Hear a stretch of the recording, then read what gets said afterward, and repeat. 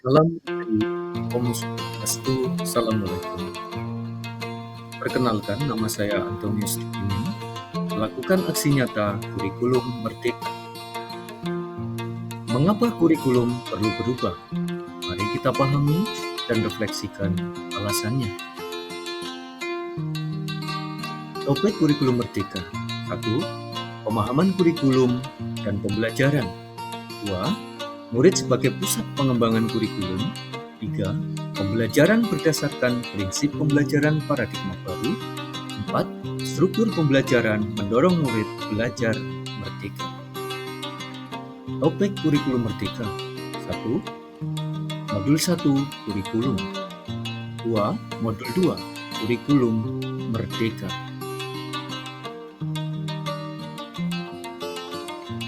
Pengertian kurikulum. Kurikulum dapat dimaknai sebagai titik awal sampai titik akhir pengalaman belajar murid. Kurikulum merupakan pedoman penyelenggaraan kegiatan pembelajaran untuk mencapai tujuan pendidikan tertinggi. 4 komponen kurikulum. 1. Tujuan. 2. Konten. 3. Cara atau metode. Yang keempat, evaluasi. Klasifikasi kurikulum. 1. Tujuan pembelajaran. 2. Panduan pedagogi. Dan yang ketiga adalah panduan asesmen.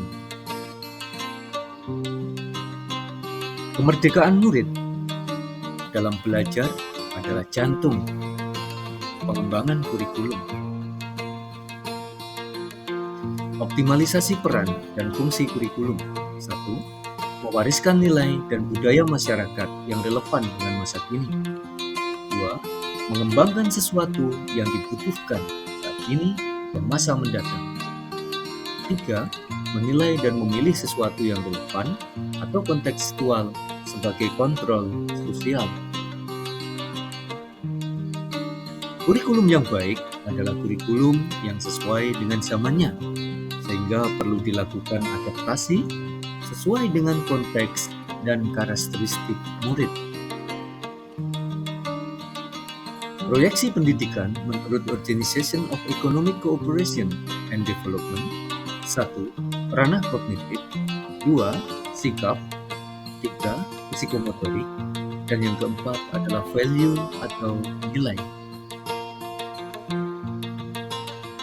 Dalam kurikulum merdeka, banyaknya materi bukan diukur dari banyaknya materi, namun materi esensial yang dilaksanakan secara maksimal.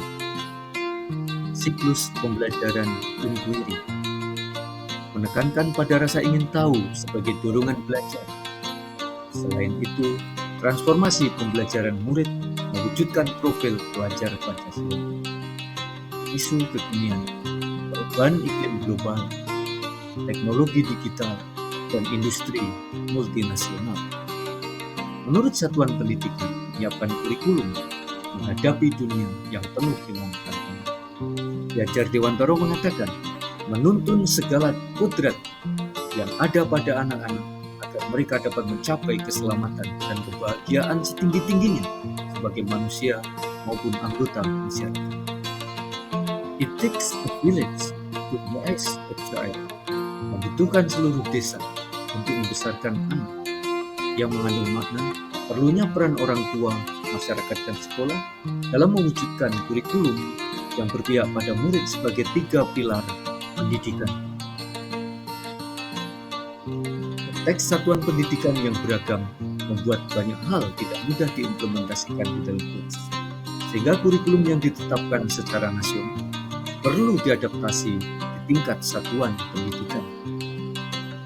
Letak geografis, perbedaan lingkungan dan ekosistem sekolah, faktor budaya dan sosiologis, serta perbedaan murid menjadi alasan mengapa kurikulum dari pemerintah pusat harus melalui adaptasi terlebih dahulu dan disesuaikan dengan kebutuhan murid-murid di sekolah. Hal ini bisa diterjemahkan dengan KOSP, Kurikulum Operasional Satuan Pendidikan. Kerangka dasar kurikulum merdeka. 1. Tujuan pendidikan nasional. 2. Profil pelajar Pancasila. 3. Struktur kurikulum. Dan 4. Prinsip pembelajaran. Yang kelima, capaian pembelajaran. Kurikulum sifatnya dinamis. Kurikulum dapat mengikuti perubahan zaman dan kebutuhan satuan pendidikan. Setiap sekolah mempunyai kewenangan untuk mengatur alur, tujuan pembelajaran, modul ajar, media ajar, sampai asesmen atau penilaiannya.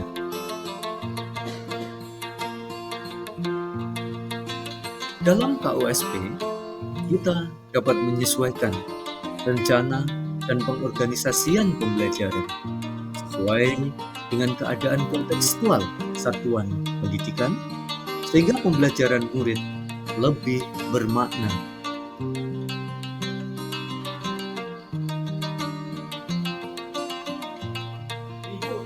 Komponen operasional satuan pendidikan. 1. Karakteristik satuan pendidikan. 2. Visi, misi, dan tujuan. 3. Perencanaan pembelajaran mencakup ATP, asesmen, modul ajar, media ajar, dan program prioritas satuan pendidikan. 4. Pengorganisasian pembelajaran mencakup muatan kurikulum, beban belajar, program intrakurikuler, ekstrakurikuler, dan penguatan profil pelajar Pancasila. Serta yang kelima, pendampingan, evaluasi, dan pengembangan profesional. 5 prinsip pengembangan KUSP. 1. Berpusat pada murid. 2. Kontekstual. 3. Esensial. 4. Akuntabel. Dan yang kelima, melibatkan berbagai pemangku kepentingan. 5 prinsip pembelajaran paradigma baru. 1. Mempertimbangkan kebutuhan capaian pembelajaran. 2. Membangun kapasitas belajar murid menjadi pembelajar sepanjang hayat. 3. Mendukung perkembangan kognitif siswa. Dan yang keempat, menyesuaikan konteks kehidupan siswa.